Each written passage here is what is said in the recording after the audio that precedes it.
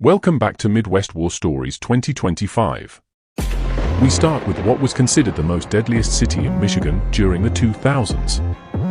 Muskegon and Muskegon Heights.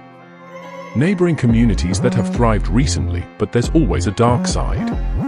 Since the early 80s, there has always been an underlying tension with the two cities that were split by train tracks. Downtown Muskegon was mixed with a majority mixed population, but had a very high black population at about 40%. They had more jobs, seemingly better schools, and more general wealth than their neighbors. While Muskegon Heights was over 90% black, the two economies provided different results that later grew into bad blood. That bad blood later made its way into fights between the Muskegon Big Reds and the Muskegon Heights Tigers.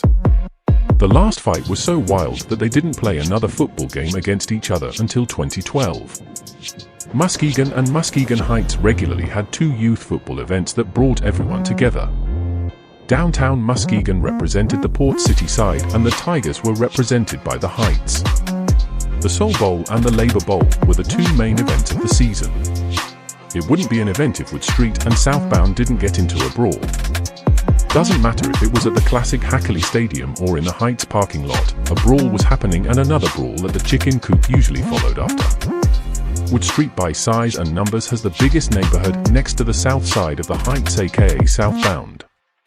Could you imagine if these groups used their combined efforts to do something great, what they could achieve? But that's not the reality just yet, but we believe that will definitely change. But at some point, fights began to escalate. During this time, if you were affiliated with a neighborhood, you were from that neighborhood, period. Especially if you had a name. Prime example would be Jimmy Moore Jr., who was a standout athlete and had multiple football scholarships, but his connection to the Mason placed him in prison. Terrence Big T Taylor, who played for University of Michigan, also came from the Nelson area and claimed the Mason. The Mason was said to have been very strong and had size during the 2000s. Sometimes being affiliated can put you in a bad position. In 2006, just before school was letting out for the summer, a situation happened with Wood Street's younger clique, Pine Street, and the Heights boys from Southbound. Wood Street was making it known that they can move anywhere in Muskegon or the Heights without an issue, and the Southbound boys from the Heights didn't like that. It was said that Wood Street went 50 to 100 deep in the heart of the south side on southbound Main Street, Glendale, also known as G Block, and jumped anyone from Glendale they saw. Wood Street was continuously bringing the fight to the south side. So, in response, G Block tried to ride through Wood Street.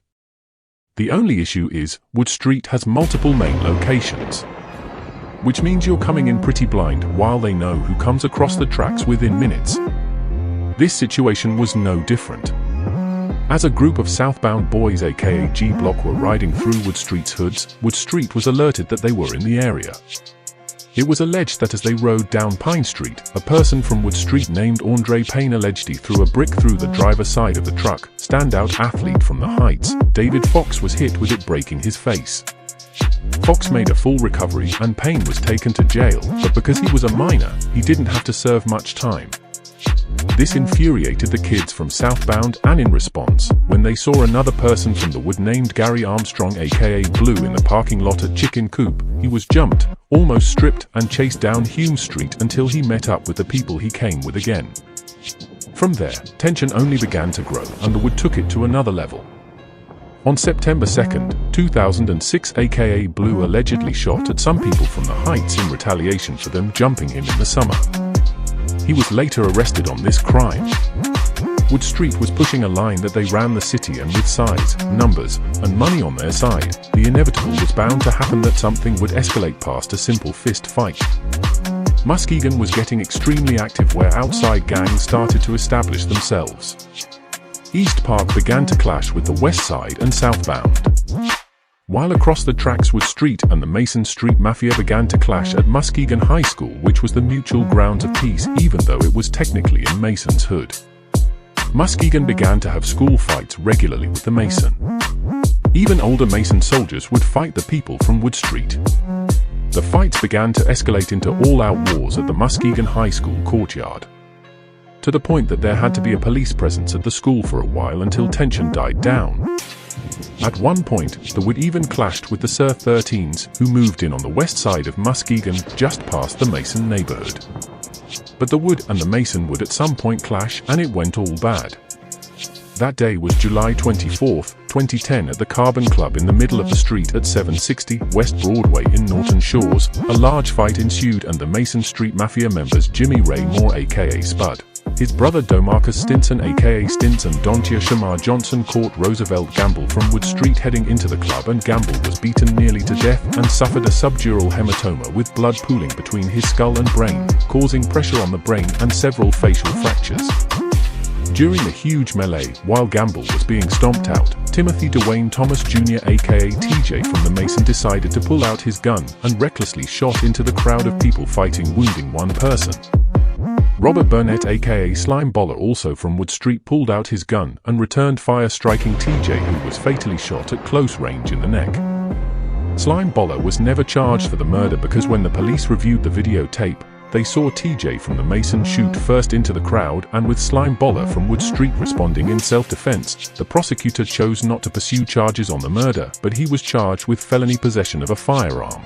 That has spilled out into the streets over the weekend. A man was killed, and witnesses say it is the result of a beef between rival gangs. 24-Hour News 8's Mark Thompson shows us how police are not playing around when it comes to fighting gangs. A show of force in Muskegon, personnel from various agencies heavily armed and dressed in body armor set up near Laketon Avenue and Madison Street. The task force there to serve a search warrant nearby, possibly connected with recent gang activity that took a deadly turn over the weekend. Nearly 100 people crowded the streets around 2 in the morning Saturday when a 23-year-old was assaulted in the 700 block of West Broadway, suffering severe head injuries. Shortly after, a 25-year-old Muskegon man was shot in the neck and later died.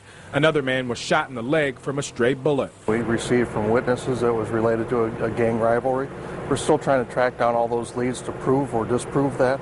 To combat the problem, a task force was set up, including the City of Muskegon Police Department, the Muskegon Heights Police Department, Norton Shores Police, Muskegon County Sheriff's Department, Michigan State Police, and the Prosecutor's Office. And they're already making progress, arresting one suspect during a traffic stop Monday. He was arrested on unrelated charges, but we do believe he is a suspect involved in the assault. Police still trying to determine if a shooting in Muskegon Heights Saturday is also connected. A 20-year-old was shot in the wrist near Summit Avenue and Glendale Street. The task force working to put a stop to it all. It obviously affects all of us. Mark Thompson, 24-Hour News 8. Mark says no one was taken into custody on that warrant tonight, but still just the one arrest from the traffic stop. Police are getting lots of tips from the community. They're going to continue to follow up on the leads. While senseless violence continued between the Mason and Wood Street, you realize how truly senseless it is when you get targeted by the same people that claim your same hood. That happened on both sides. On November 11th on Wood Street and Isabella, when Erin Nash and Michael Fair, who were affiliated with Wood Street, were driving east of Isabella and were seen by Cameron Hathorne and Deonta Quinn, who are from Wood Street. Cam had an issue with Fair due to Fair accusing Cam of stealing money while gambling about a week earlier. Nash and Fair, driving in a four-door Century sedan, were shot at and hit around noon. The third man in the back seat was uninjured.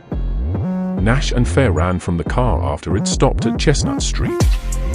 They reached a home in the 400 block of Catherine Avenue where they were discovered bleeding by a neighbor in the backyard.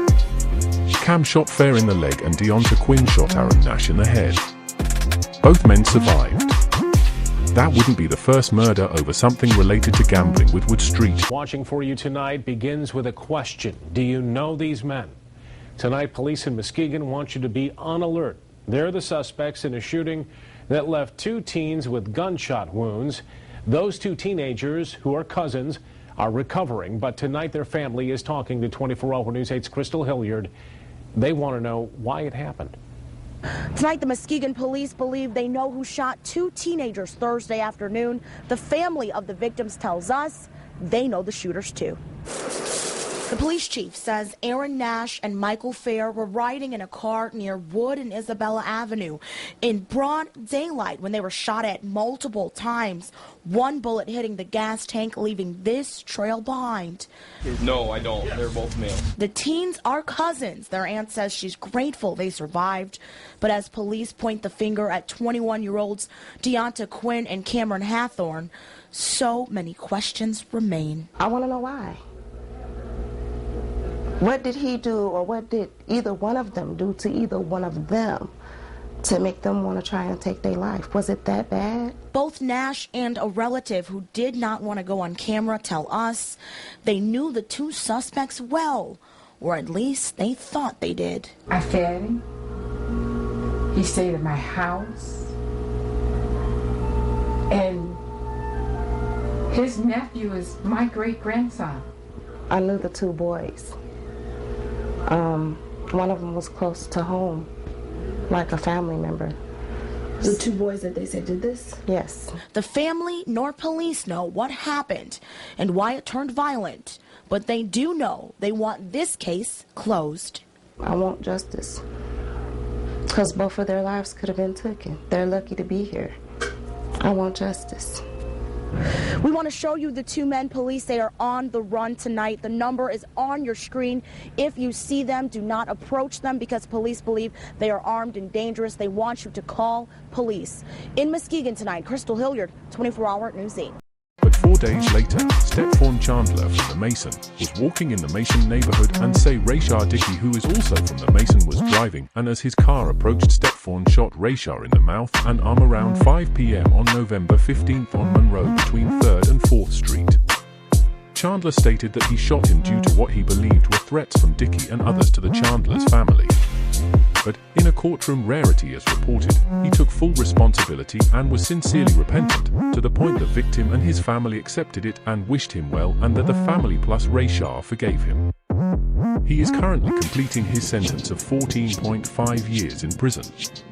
Such senseless killing over what could be considered as the modern version of the Hatfields and the McCoys. So many people with promising futures, and while these are their past actions, they have all made changes for the better.